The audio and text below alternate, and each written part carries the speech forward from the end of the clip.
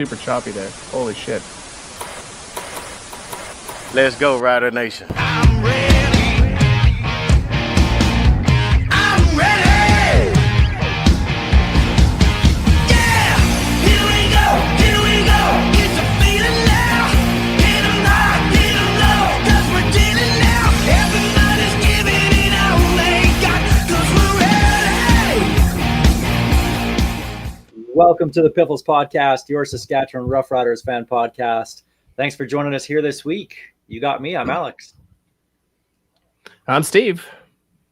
And I'm on the tail end of the Winnipeg. I'm almost 100%. I'm like, still have that? I cannot shake this cough, man. I like the Bombers. It's I'm rolling it back. I guess I have no idea. That Like, place it is disgusting. Oh, I just can't shake it. But it's almost gone. The things you do to win a Grey Cup championship. 100%.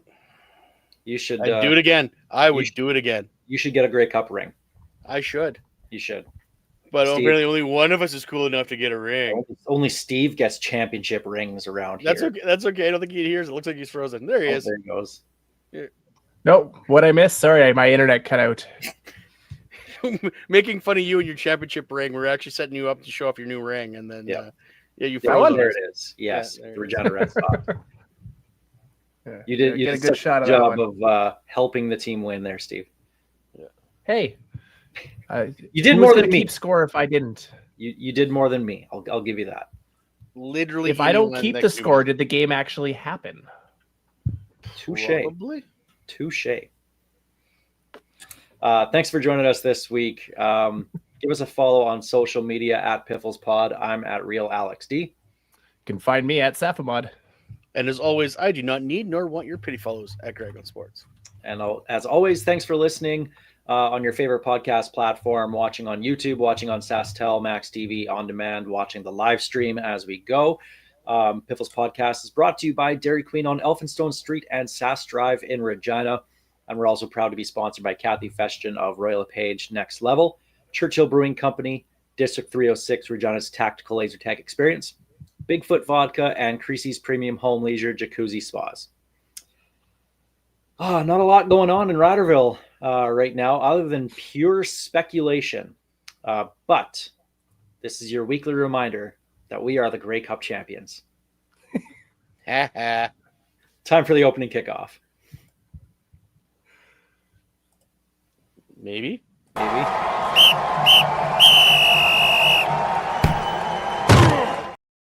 It asked if I wanted to rename it. I'm like, no, hit play. Gotta pay our producers more. Jeez, this is bad. Yeah, not a lot going on in Riderville right now. Some signings coming in, but it's mostly just draft picks from last year that went back to school and are coming back. But we'll talk about those right now. First one I want to talk about is linebacker Seth Hundeby from the U of S Huskies, was the U Sports Defensive Player of the Year. I'm telling you, this guy's going to be a stud in the CFL.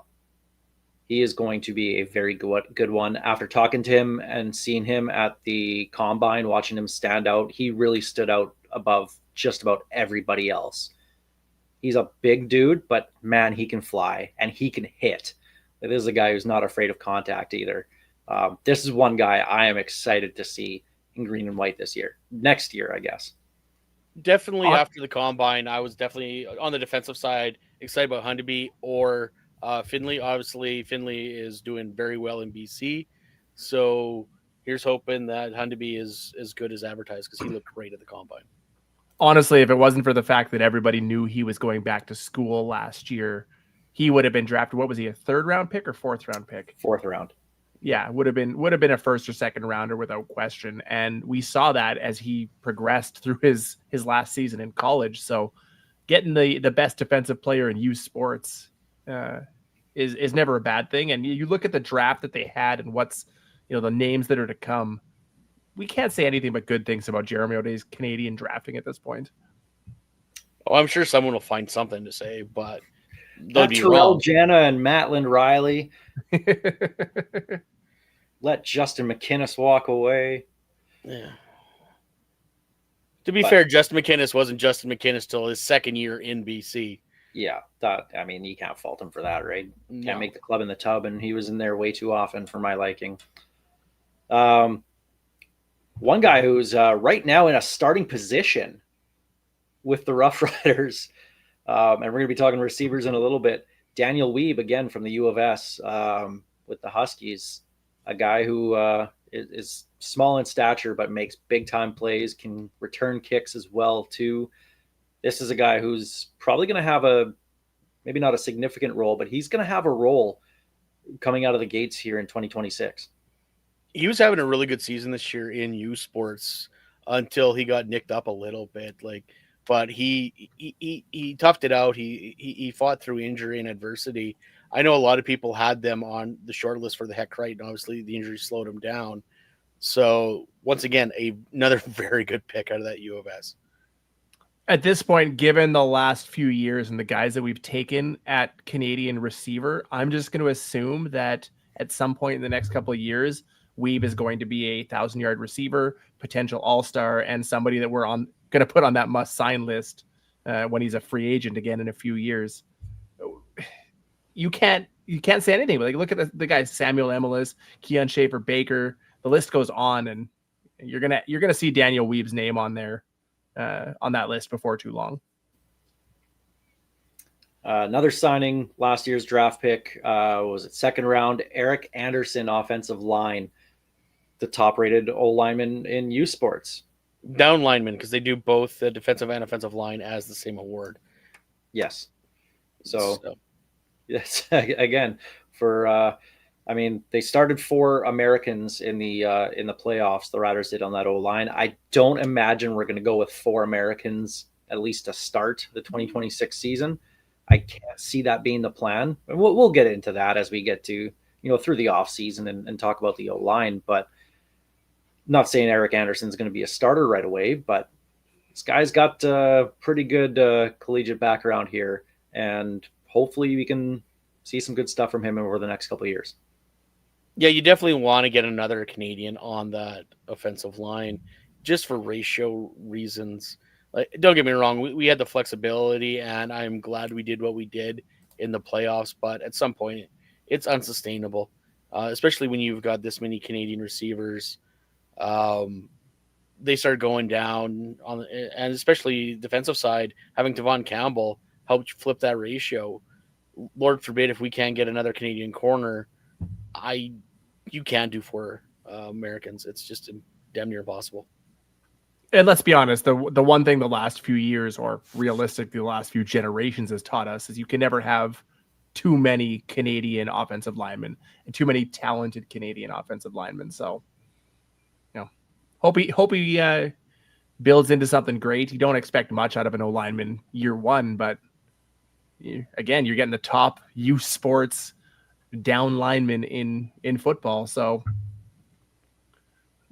another home run. Hope it pans out. You don't expect too much out of a first-year offensive lineman unless his name is Logan Furland. Well, yes. The only other signing this week, over the last week anyway, that the Riders had was on the defensive line. Kendi Charles, defensive tackle. He was with the Riders last year. He was this year. Feels weird saying last year, like it just ended 2.5 weeks ago. But Kendi Charles was on the practice roster. So this is one of those signings where you look at that lineup of free agents on the defensive line. Mike Rose, Micah Johnson, Charbel DeBeer, Caleb Sanders, all in the middle, are all free agents. So this is a guy you kind of needed to bring back. You can't fault depth, and I think 1, maybe 2 of those guys are probably coming back, if not 3. I have a feeling DeBeer's back just because of passport alone and familiarity with the system. It doesn't hurt to bring a guy back, especially if you see some promise in him. If they didn't see anything in him, they just would have let him go. Steve says, yeah. Okay, don't really have much to add to that. It's a depth signing, and these aren't the free agent signings we're hoping to hear, but these are still important signings as we get into things. I was hoping we'd get a splash one over the last week, but you know what's going to happen? It's coming tomorrow. It's coming on Wednesday. Oh, 100%. Because that's what they do. We've played this game before, Ariel and Craig. We understand. We know what's going to happen. Just gives us more to talk about next week. That's all, I guess. But that's it for a couple weeks when it's Festivus. Yes. I haven't even thought about that yet. It's hard to find things to complain about when you're, coming off a Grey Cup championship win. Well, that's what I was kind of talking to someone today. He was kind of asking me what we're going to talk about in the show. Now that we're on the off season, I'm like, we got Festivus coming up. I'm like, it's going to be really hard to complain this year. Well, we didn't beat them bad enough. Last year on Festivus was when they traded for Jake Mayer. I remember our chat blowing up thanks to you two when that happened. It was a Festivus miracle. Oh yeah, something like that. that's Grey Cup champion Jake Mayer to you. Yeah, put some respect on his name. Not much, just some. Thank you for that sideline throw to Joe Robustelli, Jake. Appreciate that. A little bit more inside, that would have been a touchdown, but yeah, we'll let it slide. But that's it for signings. But we got some clerical work to clean up from last week. We got some comments. Let's go to the top 5 list that we put out over the last week of Rough Rider free agents that the team needs to bring back. We all had 4 of 5. And the 5th one, the only difference was Steve took Tommy Stevens instead of Trevor Harris. So we're we're all in the same boat about the big time priorities for this team. Explain yourself, guys. I'll explain myself too. No Tavon Campbell. I think it was Jeff on X that brought this up. All 3 of you, none of you brought up Tavon Campbell. What is going on? So you guys can have the floor here. Why did Tavon Campbell not make your top 5 need to re-sign list? Because I'm an idiot. And I didn't want to say it. Genuinely forgot. He's one of those guys that you shouldn't forget, but I forgot him on my free agent list. For some reason, I thought he was on that already signed list along with Marcus Sayles, Roland Milligan. I forgot he was a free agent. That's my bad. Okay, we only had 5, guys. Like, you have to understand, we only had 5. Said last week, it's not a top 27 list. Yeah, like it's like you're going to want a quarterback. So obviously Trevor Harris was on my list.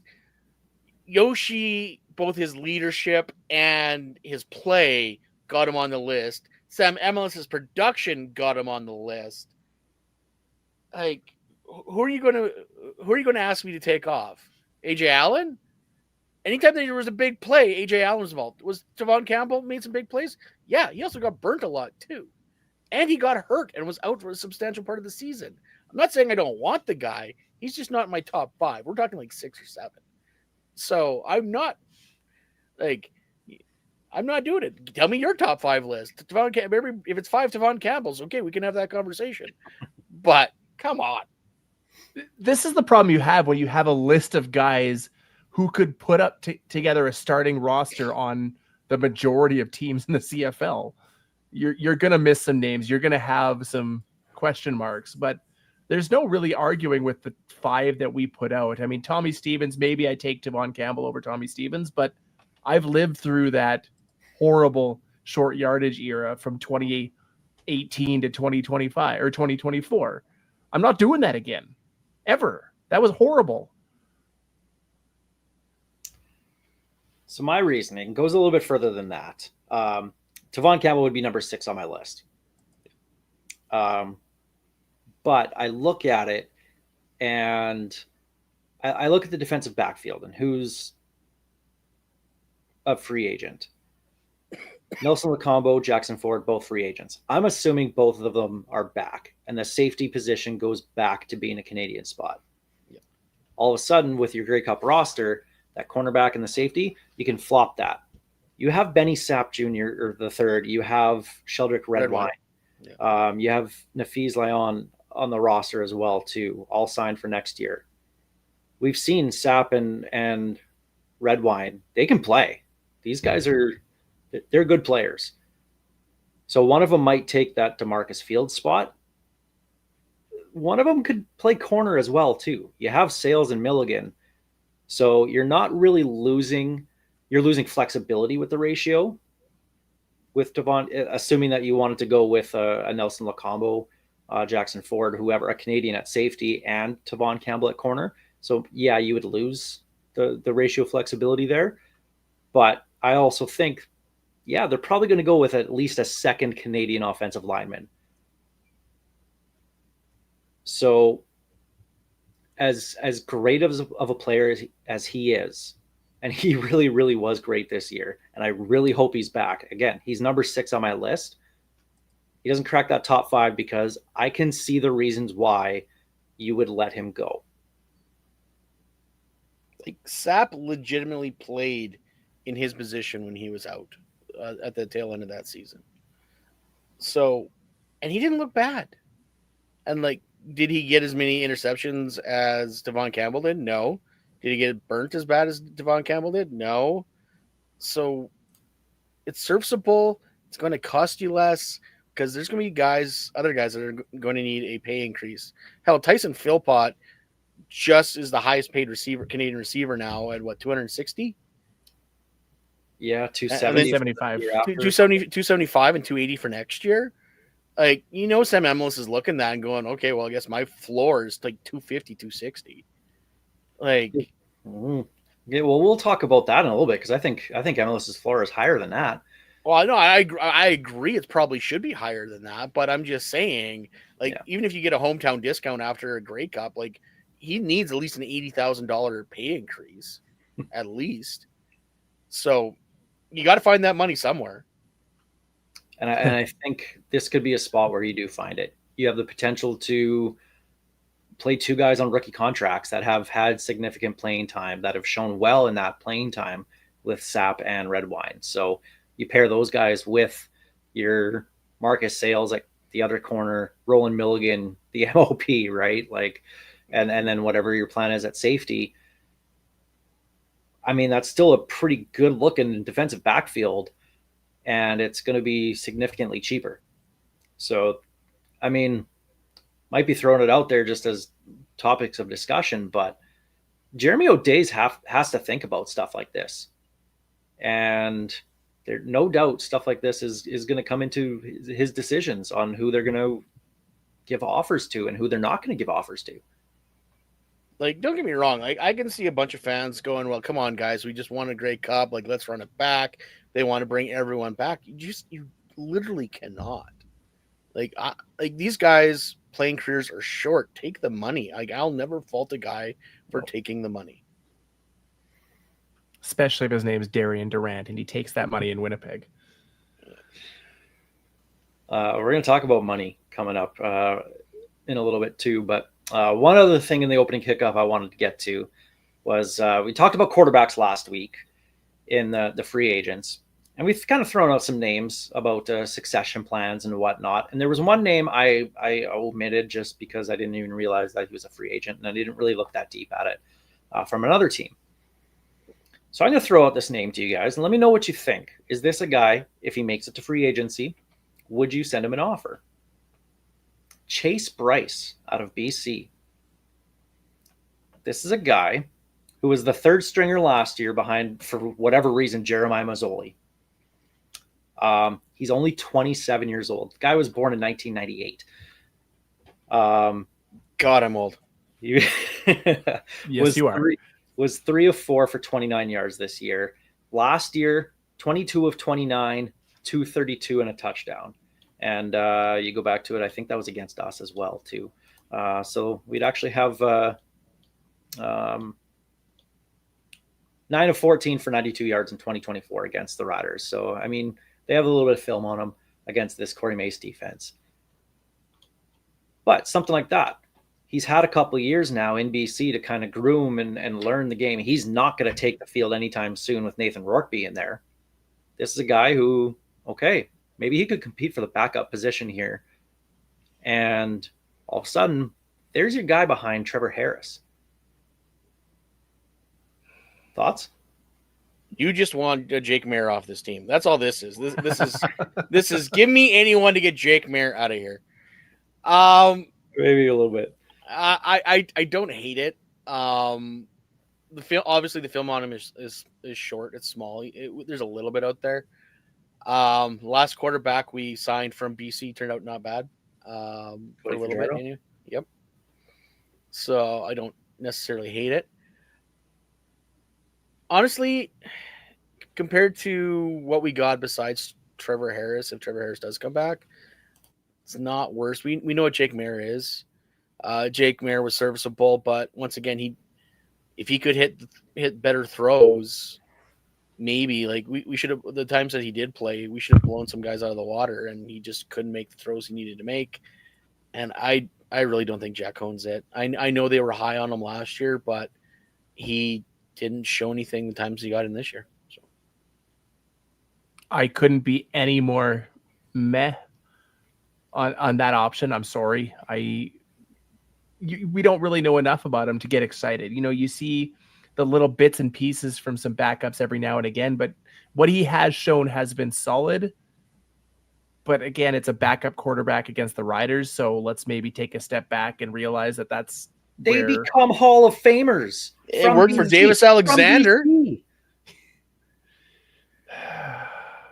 I wouldn't hate it, but I wouldn't care enough to get excited about it.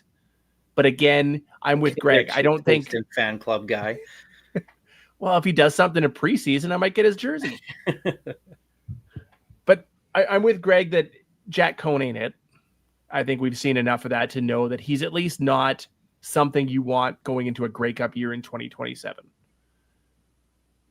Jake Mayer is exactly what you said he was, and that's not enough for a succession plan. So, you know, they got to kick the tires on some of these guys and hopefully bring in the right one, the next one that can lead this team for a little longer. Speaking of which, El Gersma has a workout with the 49ers, which could put him on the roster with Rourke. How funny would it be if El Gersma gets Rourke kicked off the Niners and that he comes here and gets locked in San Francisco and the Bombers are screwed? That's the kind of stuff I'm here for. That's some good thinking there. That's me red stringing it like Charlie from It's Always Sunny in Philadelphia. Yeah. Go on. All of a sudden, Chris Streveler is back in Winnipeg. Yeah, even better. All right. Well, again, free agency is still so far away. Not until February. Not gonna worry about other teams' free agents too much. Because I know a lot of people are saying, yeah, we should go after Tyson Philpott. Well, come on. He was never going to get there. No. So I'm not worried about other teams' free agents. Let's worry about ours. And we can speculate all the other stuff later. So that's a January, February problem when maybe you see one or two of them. Exactly. Well, that's the opening kickoff presented by Kathy Festian of Royal LePage Next Level. Time to jump to Remember That Guy, sponsored by District 306, Regina's tactical laser tag experience. Greg, you're going to give us some hints about a former Rough Rider, and we will try and guess who it is. Last week, you stumped us good until the very end with Joe Pow Pow. Yep. Didn't think you were going back that far, but apparently Sheldon got it on hint number 2. He says whether that's true or not, I don't know, but that's what he texted to tell me. Yeah. Okay. Feels like one of those guys, if you're thinking about it, you probably know it, but we've been stuck in the 90s and up. Yeah. Okay. Well, Greg, let's remember that guy. How many Van Stones do you got this week? I think you guys are going to get it at least at clue 5. I think. Okay. Pressure's on. So this is like a 3 Van Stone. Was officially inducted into the University of Tennessee at Martin this year, like this past year in August. As a Skyhawk, he played receiver, corner, and kick return. Has also called Calgary and Detroit home. Won his only Grey Cup his rookie year. Had 144 receiving yards in the regular seasons, but put up 100 in the Grey Cup.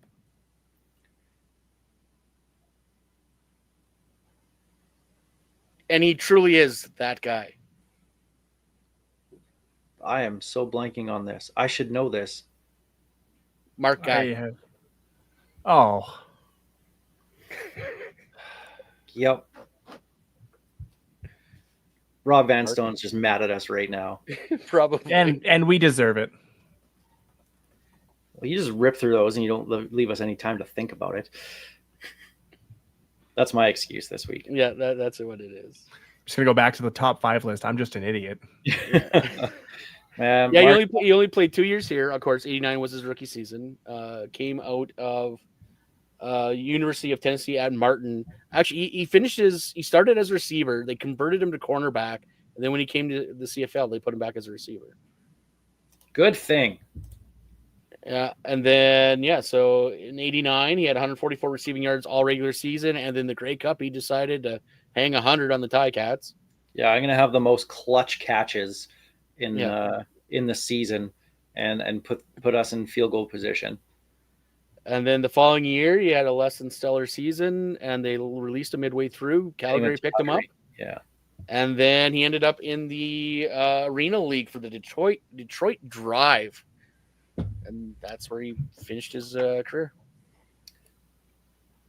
he was back here this past season as well too, for a game, and I was upset because they didn't make a big deal out of it. They just kind of randomly just brought it up throughout the game. Like, what? Mark Guy is here? Like, come on, we got to have a signing with him or something. Like, let's get him up there in the alumni lounge and everything. Like, let's make a big deal out of that. Well, and you got to think, like, guys that show up in championship games usually have a little bit of a cult following or a little bit of a shine on a franchise. Like David Tyree will never have to buy a drink if he ever goes to a Giants game, even though that wasn't a catch, but I digress. So, yeah, why you're not hyping up Mark Guy, I don't get it.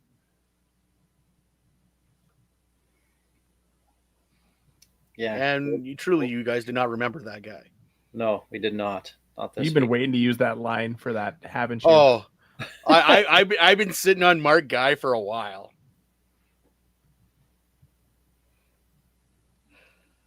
We're just idiots. Yep. Yeah, Steve was right. Yep. There we go. Well, Mark Guy on Remember That Guy, sponsored by District 306, Regina's tactical laser tag experience. Let's do our Churchill Brewing Company odds and end zones, where we take a look around the CFL and the stuff that's making headlines across the league, not just here in Ratterville. Do you guys want to do the Argos first, or do you want to do the money thing first? We're not going to talk about that. We don't have to wait for a schedule next week. Oh, didn't I put that? I put that up somewhere. Yeah, you did. You put it in the opening kickoff, and you skipped over I it. did. Yep, and I totally skipped over that. Okay, well, we can talk about the schedule first. I assumed you were saving it for here after you skipped it. So I was like, okay. Nope. Going with Steve excuse. I'm just an idiot. Here, let me move it in the document. There it is. There we go. Okay. Well, next week, next Tuesday at 10 o'clock a.m. Saskatchewan time, 11 Eastern. The schedule will be released for 2026. So weird it's that early. Like this is mind blowing to me that they finally figured this out. So you can start making your plans. If you're engaged in Ratterville, you can set a date next Tuesday afternoon. So you'll know when. Can we talk about the sociopaths that get married Labor Day? Quit it, Connie. In fairness, that one makes sense. Yeah, that one does make sense. Didn't she get married at the stadium, like at Taylor Field, on the Saturday, Labor Day weekend or something? Probably, I don't remember. No, because that would have been Play It Safe Day back then. Ah, touche. Yeah. But she did get married at the stadium. I just don't think it was that weekend. Yeah. So, what do you guys want to see out of the stadium or out of the schedule? What compared to this year? What is there anything that jumps out to you that you guys think should happen? Not the Bombers 5 times. That was one of the things that I said. I put that article out and I was like, just please, we don't need to see them in preseason both times. I get why they do it. It's simple. It's cheaper. I get it. but fine if you're going to make us play them twice. And I also understand why they do it in the regular season. But it's getting too much. It's just ridiculous. Like, I do not need to see the Bombers that many times. I don't want to see them at all, but you gotta deal with people from Winnipeg. The biggest thing for me is I want to see more home and home games. I really enjoy watching those back and forth games. We had a couple this year. Was it a couple of years ago? We had like 4 of them. Yeah, 3 or 4 sets. Yeah, and that's fun, and it really puts a lot of pressure on teams because it's hard to win a back to back, and it's where you start to see where the good teams are and where your average or not so good teams are, and it helps with coaching. So I'd like to see a few more of those outside of the Labor Day and Banjo Bowl. Not so much with the East, because obviously you only get 2 games and you want to spread those out maybe a little bit, but a couple of Western home and homes would be fun. Well, and it makes that second game so much chippier too, right? Yep. You have just last week you had, physical game, and all of a sudden this game, and if it means a tiebreaker, right? Like if it's home and home against Edmonton and we only play them twice, well, that's got to win the second one as well too, right? So it kind of puts importance on that, even more stresses more importance on that second game. I really don't want to see them front load the beginning of the season with East games. Like, I understand they want the tail end of the season to be every game matters for positional in the playoffs, but it especially considering how, I would say bad the East is bad. Let's just be honest. East is not as good as the West. Those first games, yes, a game in June means the same as a game in September, but at the end, you've got like the Alouettes with barely a winning record playing the Red Blacks to try to secure first place with 10 wins. It's ridiculous. One thing I had was, if you're going to play, so the way that it's supposed to work with an odd amount of teams and 4 teams in the West, we play 2 of the teams in the West 3 times a year. That should be a simple rotation thing where one year it's Calgary and Edmonton, next year it's BC and Winnipeg, whatever 2 teams you want to make it. Rotate your way through it. It's been Winnipeg 3 times for the last how many years? Yeah. It's not that I'm getting sick of the rivalry, but it almost kind of dilutes it a little bit. But if you're going to do that, if you're going to have the Riders in Winnipeg 3 times, that would make the third game, the extra game here in Saskatchewan, because we were there twice in 2025. Give us that home opener. Let them parade that Grey Cup out in front of Winnipeg. This is the pettiness of me right now. Just bring that out and have the montage start on the big screen with them putting, taking the Bombers logo off the field at Grey Cup and putting the Riders logo over top of it. Just the stupidest things, the little things that you can do to piss them off. Do that. That's what I want to see. If you're going to have 3 games against the Bombers, make it the home opener. I aspire to be as petty as you one day. It's a level deep down there, man. I promise.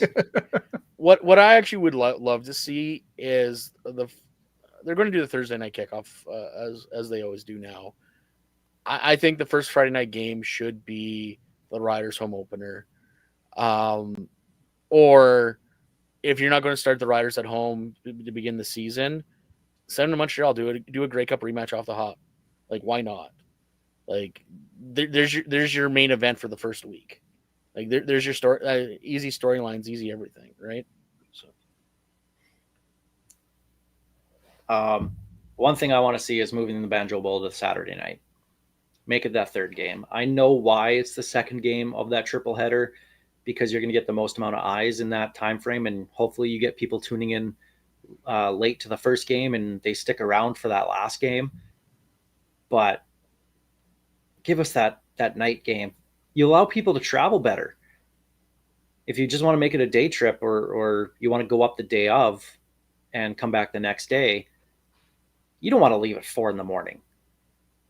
We do it on the bus. I mean, we didn't last this past year, but that's tough, man. Like, that's, and the one thing that the Banjo Bowl needs And this goes to just the fact that the Bombers kicked the crap out of us for how many years in a row. It needs a better division of fans. It needs more Rider fans there. We see so many Bomber fans at Labor Day, and the atmosphere is just phenomenal. We need that back in Winnipeg. And if you had a game at night, I think it would just go that way to get more Rider fans to travel out to Winnipeg and then just stay the night and come back on the Sunday. To me, that's so much easier than just not going, right? Like, well, it's not easier than not going. But not going is literally the easiest thing you can do. Yeah. But like, you guys know what I mean? Like, I think that's the best way to get more fans out to the game, more Rider fans out there, more tourism dollars. Like, overall, it's a better thing for me. Well, and let's be honest. The Riders Bombers are more closely aligned than the other two rivalry games being played on that day. Like, you're better off making that the so-called main event of the night anyway. But well, in Calgary, Edmonton for travel, that's 2 hours, right? It's significantly shorter than going to Regina or Saskatoon, whatever, to Winnipeg. So you can have that one in the afternoon and not have people have to leave at 8 a.m. So you can balance that out a little bit. That's what I'd like to see. And of course, 4 games in 4 days out east. Package it with your partners. The CFL is corporate sponsors with WestJet, also Choice with Choice Hotels as well too. Set up a deal with Via Rail or something else, and just have a 4 days and 4 games all out east. Steve, we did that a couple of years ago. It was 3 games in 4 days, and we were mad about it then because it was Hamilton playing Winnipeg, but it was in Winnipeg. If they would have had it in Hamilton, we would have gone to that one too. And it would have been, I mean, it was a nice time staying at Chris's place in Ottawa and watching the game and hanging out with a bunch of fans as well too. But we weren't there. It would have been a lot better to be able to go to Hamilton for a game. So set it up, make it a thing. Make it a staple in every year. There's 1 week. This is the ultimate CFL experience. And market it that way. Have, I don't know how many rooms you want to slot off and book off or whatever for hotels and whatnot. And if people want to do their own travel, let them do their own travel, but just have, whatever and make it a big group thing. Get them all in the field after the games or pregame or whatever. Hey, we're all here for 4 games in 4 days. Make a big deal out of that. Like, that's something that they could really capitalize on. And that would be something that is very specifically CFL only. With the limited number of teams and having a set schedule like that, you can't really do that in any other league. So to have that opportunity to show it off and say, this is our game, this is our weekend, and make it a huge thing would attract a lot of eyes, I think, and a lot of people. I'm all for it. And if you think about it, you do it once, it sells itself the next year, because if you hype the crap out of it, throw it on socials. Hell, TSN does and this is the group of people that came on the Choice Hotels VIP experience, blah, blah, blah, blah, blah. Mm-hmm. Like, people are going to go, hey, that looks pretty cool. Like, and then you show them, like, interacting with players, and next thing you know, hey, I want to do that next year. You want to do that next year? Let's go do that next year. What does that cost? Like, it's not, I understand there's a lot of logistics to go with it, but try it. It doesn't hurt. So that's some things we'd like to see. Anything else you guys want to see out of the schedule next week? Let's see more night games in Regina in general, but that's more of a greedy thing. I love the atmosphere of nighttime football. I realize your nighttime games are a little more difficult for out of town guys to get to, but it's not about them. This is what I want to see, what I personally would like to see. I want the same buy schedule as this past year. That was money. Perfect. Actually, I honestly, based obviously because we won, that schedule was perfect. You had the right amount of home and away. You had the right amount of where the bye weeks were. It was a smooth schedule, and I pray it's I doubt it's going to be the same, but I hope it's close to that as much as possible. Well, and with the World Cup kicking Toronto and BC out, and BC doing their back-to-back in Kelowna, their schedules are going to be a mess. So they're going to have probably a couple buys pretty close to each other to try and fill up that month and a bit that they'll be out of their homes. So I can see them kind of getting screwed a little bit with the bye weeks. But I hope every team is fairly balanced in the bye week. Everybody should get hopefully close to kind of what we had last year.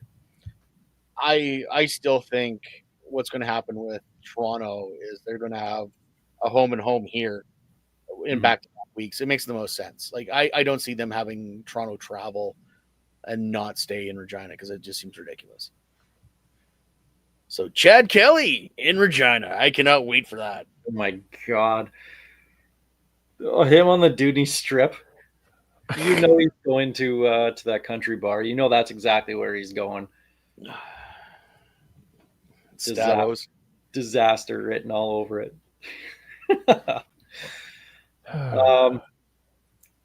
Speaking of the Argos, naming Mike Miller their head coach, their quarterback coach, is now the new head coach.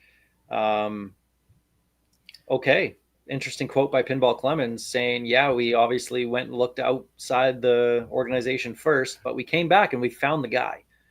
It is what they call the Dickinson method. You try to hire somebody, everyone says no, so you take what you got, and they got Mike Miller. So it was either him or Costanza at this point.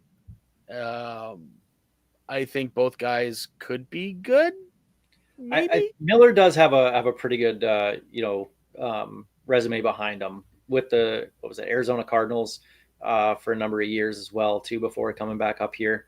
I think he's only been a head coach of a D2 school for 2 years. Like his head coaching experience is thin.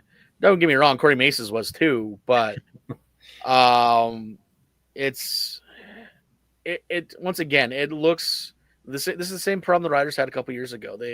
They went and tried to make a big splashy hire and everyone turned them down. Pete Costanza turned them down for the offensive coordinator position. I hope it works out for the Argos.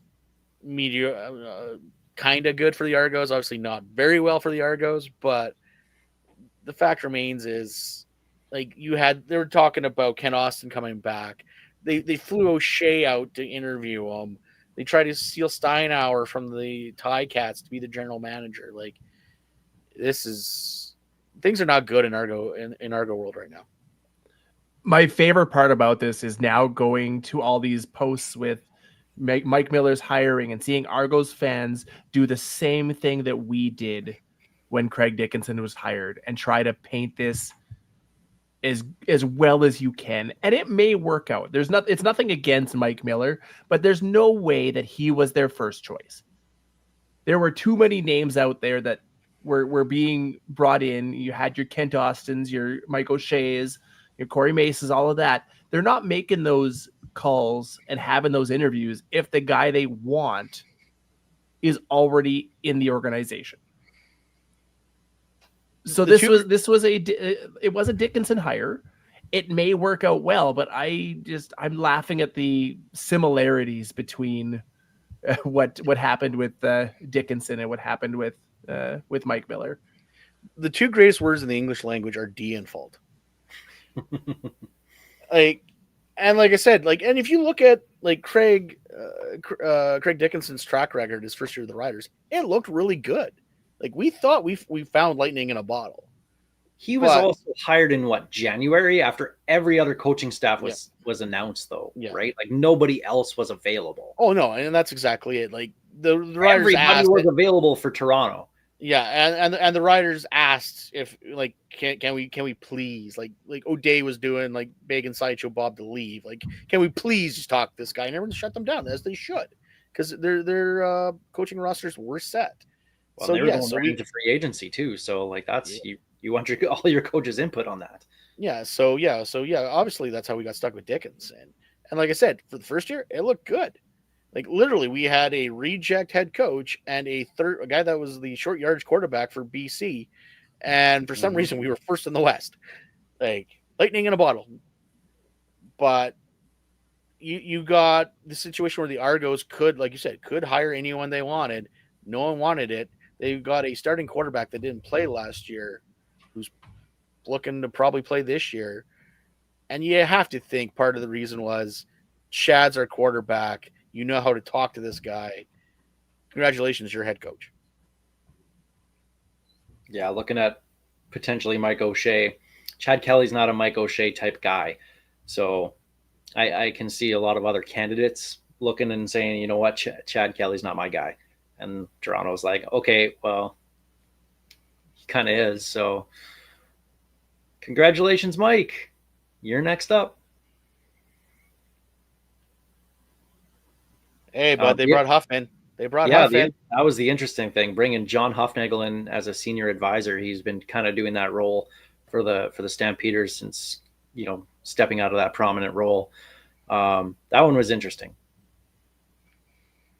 Anything that hurts the Calgary Stampeders is aces in my books. So I like them being stuck with just Dave Dickinson at the top, because we've seen over the last few years how well that's gone. Although they did turn the ship around a little bit last year. Yeah, they got rid of Jake Mayer, and look what they did. We got Jake Mayer, and look what we did. Touche. But my favorite thing about John Huffnagel is that his Windows background is him as a rider. I just want to point that out to everybody. A little inside knowledge for those out there. Saw that at the Combine. I saw that at the Combine. I'm like, yeah, all right. I like Huff. I didn't think I'd like Huff. I like Huff. But obviously Huff knows what he's doing. But here's the thing. You've got Pinball. You've got Huff. Mike Miller is your head coach. You've got general manager, whose name's escaping me right now, although I know I hate him. John Murphy. You got Murphy. Like, how many brain trust do you need to run that team? Like I like I said before, things are not good in Argo world right now. They are a team without a vision, it seems.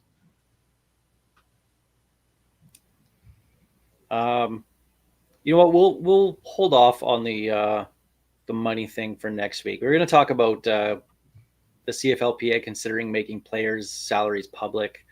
We're going to have that discussion. Let's save that for next week.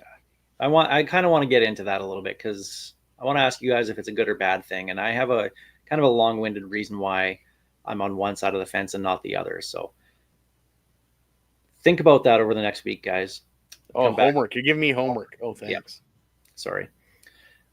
So we'll do that next week because we got to get to our free agent preview, and we're going to do this presented by Creasy's Premium Home Leisure Jacuzzi Spas. Threw up the poll on social media. What positional group should we talk about? Overwhelmingly, more than half want to talk about the receivers. And we kind of mentioned Tyson Philpott earlier. So let's start with the Canadians because that's where it's going to, probably want to have 3 starters there again. Keep that Canadian Air Force going again. So Tyson Philpott signs a huge contract with Montreal. The guy's never had 1,000 yards. Nope. He's missed 15 games in the last 2 seasons. He's the new Nick Dembski. We have a guy, Sam Emilus, who's proven he is a top 5 guy. Now, this is not a knock on Tyson Philpott. I think when he's healthy, he's a top 5 guy for sure as well. Oh, yeah, don't get me wrong. Great receiver, but... Yes. Yeah. Sam Emilus has 2,000-yard receiving seasons to his name. If I'm Sam Emilus, I see that contract, and I'm just like, okay, here we go. If you want to cash in, this is the time. Because he should be getting more than Tyson Philpott, just based off your body of work. Yes, they both have, most outstanding Grey Cup Canadian to their name as well, too. Both fantastic talents, but if I'm looking at Emilus, I'm saying, hey, I got a couple 1,000-yard seasons. If that's the benchmark for stats in football, he doesn't have any. I should be getting at least what he's getting at the very minimum, which would be a significant raise for Sam Emilus. So we had him on, all 3 of us had him on our top 5 lists of must re-sign. knowing that it's going to cost that much, is he still on that list? 100%. Yes. Okay. Not even a question.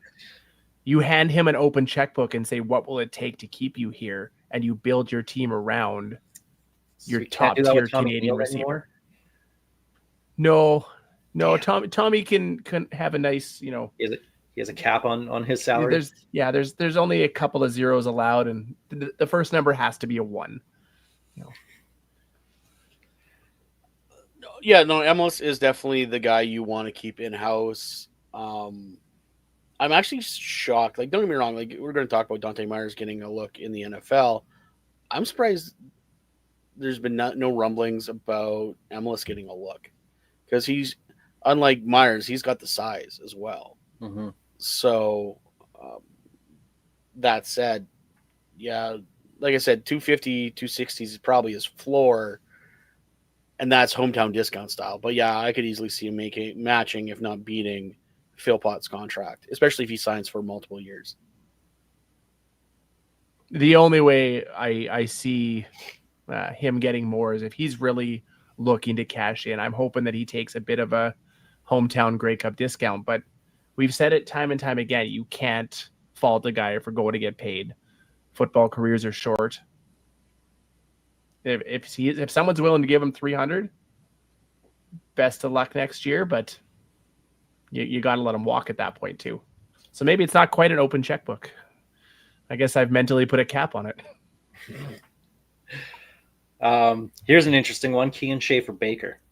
He's missed significant time over the last few years, but he was excellent down the stretch here for us in the Grey Cup run. Was excellent against BC. We've seen he's got all the talent, but you asked me earlier this year, I probably wouldn't put him as a must sign. I'd probably assume, you know what, he's our Justin McInnes.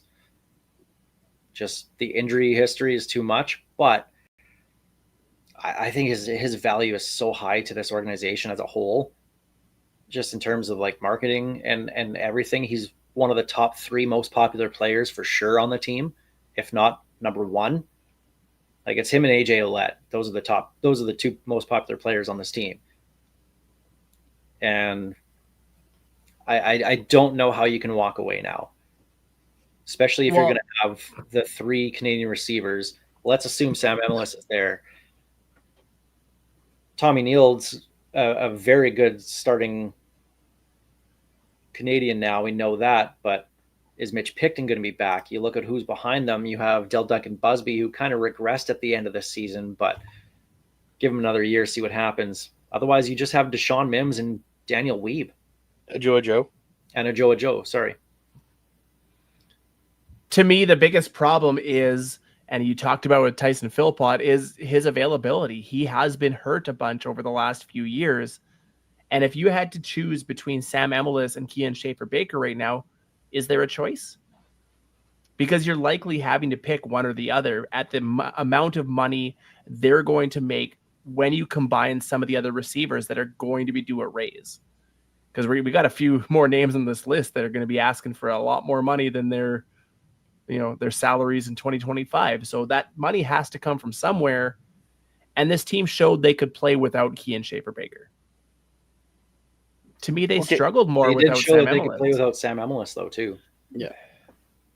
But also, I'm not faulting him if he wants a raise. Who says he deserves a raise? Considering how he was one of the top paid receivers on this team, and he was hurt a lot. Mm-hmm. So maybe you offer him a team friendly deal. If he takes it, he takes it. If he doesn't, he doesn't. But I think he's the type of guy you're not giving a blank check to. You're going to go incentive. This is going to be an incentive laid deal. This is your base. You're going to make what you made last year, but there's playing time, there's stat bonuses, there's a bunch of stuff on here that will get you paid if you hit them. And then you also throw in that marketing money because you know he's going to get it paid. Mm-hmm. And because you think about how many nameplates you have to buy because his name's so goddamn long. I don't think he's going to get a raise because he did make or a max value of $210,000 last year. And unfortunately, given his injury history, I don't see a team going beyond that. He's not a guy like Tyson Philippot, a guy like Sam Emilus that you defend against. He's the next level of guys that beats you anyways. But there's no teams that's game planning for a Kean Schaefer-Baker, in my opinion. And that's where you get into that $200,000 a year kind of guys. Those guys that can really flip a game whenever they feel like it. See, I look at just talking Emilus and Schaefer-Baker. Emilus is the guy you want to try and lock up for multiple years. Yes. And Schaefer-Baker is the one that you want to try and get on a 1-year deal, incentive laden. Okay, you know what? You hit these incentives, like prove it. And hopefully you do it, obviously, and then revisit next year. And maybe you get a bump up then. Yep. So I do think if KSB is back, that's a 1-year deal. I can't see him being locked up for multiple years.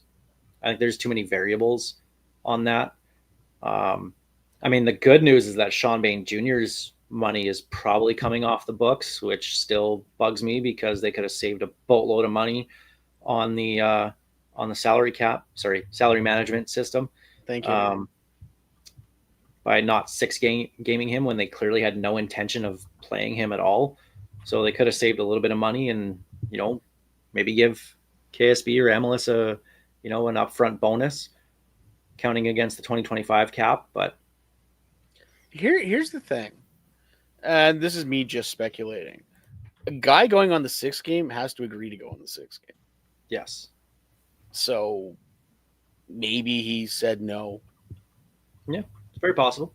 Because I have no idea why they wouldn't put him on the 6th game. Because they could have pulled him off at any time. Mm-hmm. In fairness, his contract did drop this year. He restructured at the beginning of 2025. He was only making $133,000 this year. So yeah, they could have saved, what's that, $40,000, $35,000 at the end of the season, which isn't a small amount of money. When we're over by $50,000, when we're over the salary management system by $50,000, I'm going to come back to this conversation. I hope they're over by $99,999. Yeah. Personally, but that's just me. I hope we're under because I don't want to listen to Bomber fans saying we cheated. Because that's exactly what it's going to be. Just don't listen to Bombers fans. Yeah, it's way easier that way. They're my mentions more than yours. They're going to be over the cap, and look where they finished. 100% they are. 100% they are. Let's stick with the Canadians here. Mitch Picton did say, I think it was on the Sports Cage, that he'd only play here in Saskatchewan. Mitch, much like Dan Clark, I'm pretty sure that decision was made for you, not by you. I like Mitch. I do. I like fourth quarter Mitch, but I don't see the outside Saskatchewan value for him unless Winnipeg wanted him just to shove it in her face. So I almost disagree with that. I think he's a guy that teams would love to sign. He's got that work pail attitude that works well in this league. But I wouldn't be shocked to see him hang him up at the end of the year either. He said he would only sign here.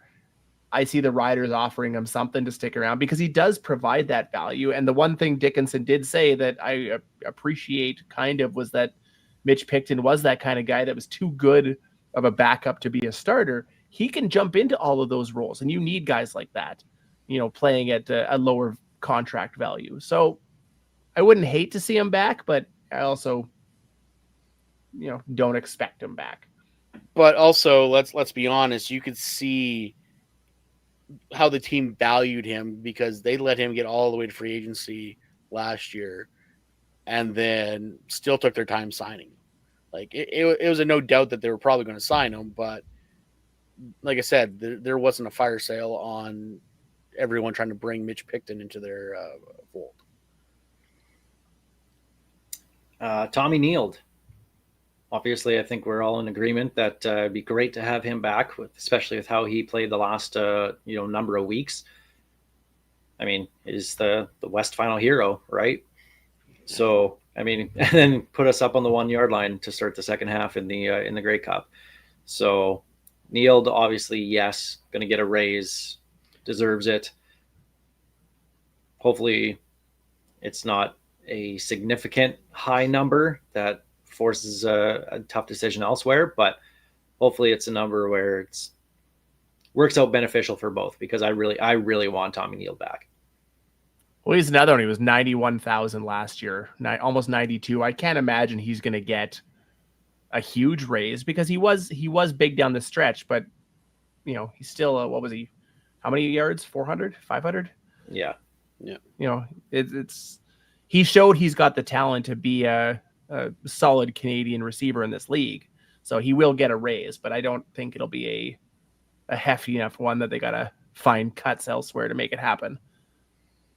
Just give me all the Toms and Tommies. Like give me Thomas Bertrand-Hudon, give me Tommy Stevens, give me Tommy Neal, give me Tom Clement, give me Tom Higgins. I don't care. Just sign all the Toms, because apparently they can play football. Surprised you didn't say Brady. Terrific Tom ain't coming here. Let's be honest. The Americans, and this is where it gets really interesting. We talked about Sean Bain Jr. I'm assuming that he's not coming back. He gone. Yep. He gone. Keyshawn Johnson, Dante Myers, Joe Robustelli. Dante Myers has a workout with the Minnesota Vikings. Traitor. Posted that on his Instagram. Obviously, anytime a player from the CFL gets a shot in the NFL, you want them to make it, right? Like, that's the ultimate dream. Best of luck. I hope he makes a contract and never wins another football game as long as he lives in Minnesota. In Minnesota, yeah. But selfishly, we want you back here, obviously. But that'll be one to watch. He's going to be due a hefty raise. So is Keyshawn Johnson. So if it comes down to it, and I think it does, I think the Riders signed two of these three: Johnson, Myers, Robustelli, and I think one of them for sure is Robustelli, because he's a cheaper option, provides kind of that deep threat that Keyshawn Johnson doesn't provide, and there's still so much untapped with him right now. And he's still so raw. Like, he's only been playing pro or football for not a long time, really. So I think Robustelli is back, and it's a pretty friendly team contract. So then, to me, it comes down to Johnson or Myers. Now, assuming that Myers doesn't get picked up in the NFL, Myers I pick over Johnson. I just think he's more explosive. I think he's better suited for the CFL. The age difference is there as well too. It was a shame that Keyshawn Johnson got hurt when he did and missed the playoffs. That was a shame, because really wanted to see him on the field, but they did pretty okay without him. And you look at what Dante Myers has done in his 19 games in the CFL, having 1,400 plus yards. It's almost a no-brainer to me. The fact that it's a no-brainer is why I think he's going to end up down south. If we can see it that clearly, and he's got the talent and the age difference over a guy like Keyshawn Johnson, he's going to be a guy that a few teams are going to be calling. He's a few days into that window, and he's got his first workout already. In fact, is he the first? It feels like he's the first CFL guy I've heard of getting a shot down. No, there's a few guys. Yeah, early last week. I might have missed. Yeah, he's definitely the first. He's the first rider officially. Yeah, got a workout. I think it's going to come down to if he signs down south, Keyshawn's the guy. But otherwise, they're making that call first, and they should. Agreed. I think yes, Robustelli is probably an easy sign. My concern is that knee injury at the end of the season. He tried to give it a go. Obviously, so did Keyshawn. So who knows where their off season's at and their healing right now. But yeah, Dante probably is the most explosive out of those three. So he probably is going to get a look or two down there. But yeah, it's like we said all season, we had embarrassment of riches at receiver. Like you could just spin the wheel and throw out any five, and you wouldn't have been wrong. Yeah, this is one of those groups where we're going to lose a couple players, a couple very good players. And when you look at it, you can kind of see the road for all of them to be back and not to be back, honestly. So we're out of those 8, I wouldn't be surprised if only 4 of them are back, tops. So that's what we're going to find. And we're going to see that in other positional groups as well, too, but especially in the receivers. But I think the priority is going to be on having those Canadians. So got to start 3 Canadians, I think, in the receiving group. I think that's the plan going forward. I mean, obviously things can change with the ratio between now and the opening game of the season, since we're so far away, right? But I think that's the early plan, right? Like, it worked out very well for us this year. We started 4 as well too, and they had the bodies to be able to do that. I think 3 is that nice sweet spot, and then if you can add that other alignment on there, then you're almost kind of laughing at that point. And if a guy like Ali Saad can make that jump and be a full-time starter, then all of a sudden you got a lot of options. But I think it all starts with 3 Canadian receivers. And I think Joe is going to be a big part of that. Big body, fast, strong, like a full season of him as a starter in this league could be something special. So that's one of those positional groups. We'll have a lot of eyes watching that one as we see what happens in the off season. Next week we'll flip over to defense somewhere. We'll let people decide. We'll let everybody decide. We'll do a poll, only on defense though, and we'll flip because we did quarterbacks last week. We'll jump to the other side of the ball next week. My money is we're talking DBs. I just have a sneaking suspicion we're talking DBs next week. DBs or D line? Yeah, linebackers. There's one that it's like, okay, just sign AJ Allen and that's you're fine. That one's Jeff, a pretty quick discussion. We'll sit when there's a lot of news. That's when we'll do the linebackers. Yeah. Jeff on X is going to be voting for the DB discussion. We know that. Probably, yeah. So yeah, more than likely DBs or D line will be that talking point next week. But we'll throw up the poll. We'll let people decide.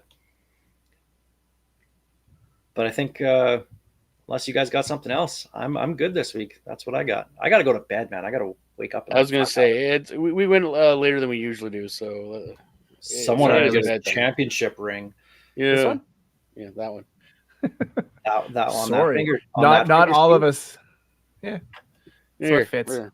Put this on. There you go. Oh. I got one too. No, I got my confetti. Steve's confetti, actually. Yeah. Yeah. It'll go really good with this ring.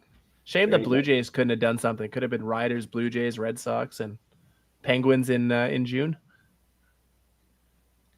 Broncos in February. I was gonna say no. Yeah, they gotta get past the first overall Patriots first. Whatever. They will. As long as they don't play Buffalo in the first round. There you go. Well, we'll leave it there. We'll be back next week talking more Rider news. Hopefully with some big splashy signings. Wednesday, come on, Craig, let's get them out there. Let's go. Yep. Just like 8 of them tomorrow. That'd be great. Just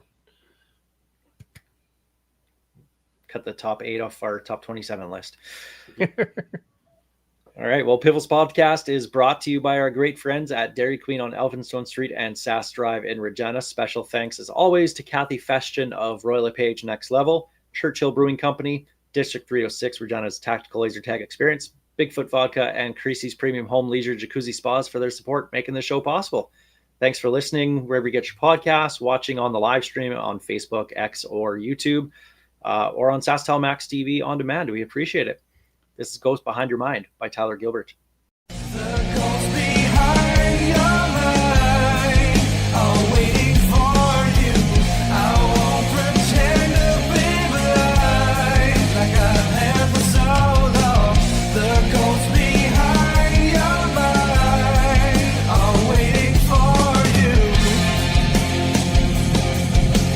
Thank you for being such a big supporter and fan of the CFL and myself personally.